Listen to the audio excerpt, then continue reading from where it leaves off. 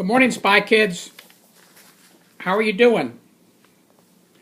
Well, listen, I wanted to continue this story. So, the superhero granddad and the Spy Kids, they were back in Maryland after Bethany, and they were thinking up of interesting things to do. And the Spy Girl decided that each day she would learn a new word. And the big Spy Boy, he decided that he was going to learn all about how to identify birds, what they look like and what they sounded like.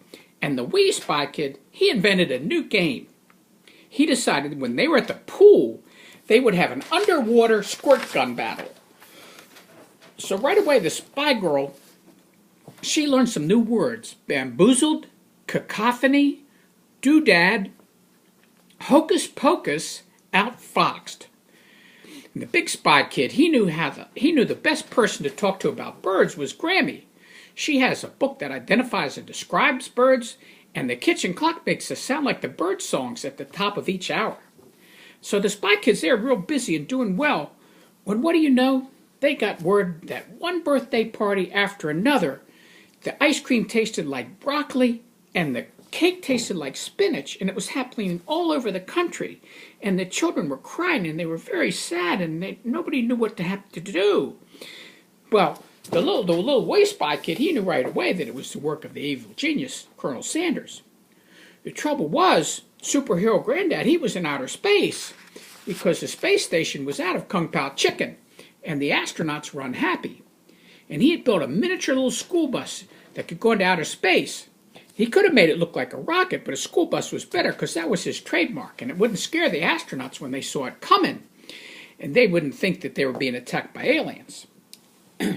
But the real problem is that his radio had been broken by the solar flares. It had shorted it out.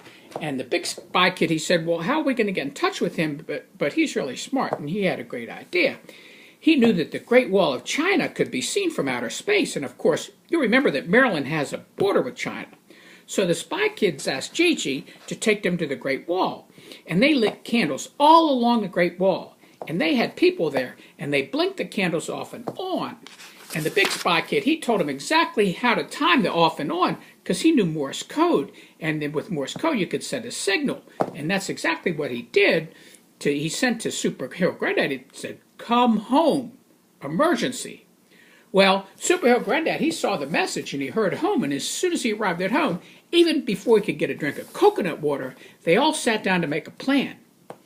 And they decided to ask all the bakeries and the places that make ice cream if they had been having any trouble. Well, sure enough, some of the big companies said that something nefarious was going on, and that someone was putting yucky stuff into their products, and they couldn't figure out who or how. Well, Superhero Granddad and Spy Kids knew how to help because they were experts at dealing with Colonel Sanders. And so they decided to put glue on the ground and the sidewalks around these bakeries and these ice cream places, and to see if they could catch Colonel Sanders. Well, after the first night, they looked around and they couldn't, there's nothing, nobody stuck in the glue. But they investigated, and Band-Aid helped them. And what did they find? They found these big footprints in the glue, and they could tell that they were size 15 Air Jordans. But whoever was wearing them, they were really strong because the glue didn't even stop them. But the next night they were successful, and there was Colonel Sanders. He was stuck in the glue. So they got him, and they surrounded him, and they put ropes on him, and they pulled him out of the glue. But he lied to them, and he said he didn't really do it. But Band-Aid, who could smell really well, he sniffed around, and he found this yucky stuff, the same yucky stuff that they were using to put in the cake and the ice cream. He found the yucky stuff in Colonel Sanders' pockets. So they called the police. But the problem was it took too long for the police to come. And the evil genius, he was making this special whistle. And pretty soon, they were surrounded by chickens.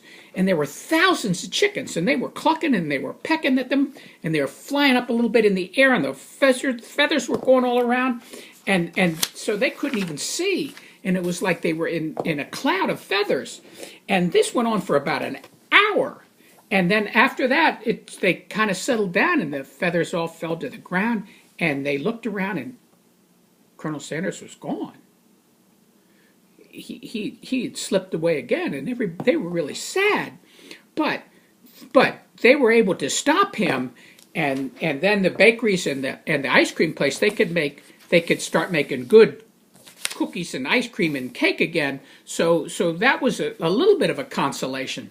But boy, this they got to figure out once and for all how to do away with this evil genius, because this is too much. To be continued.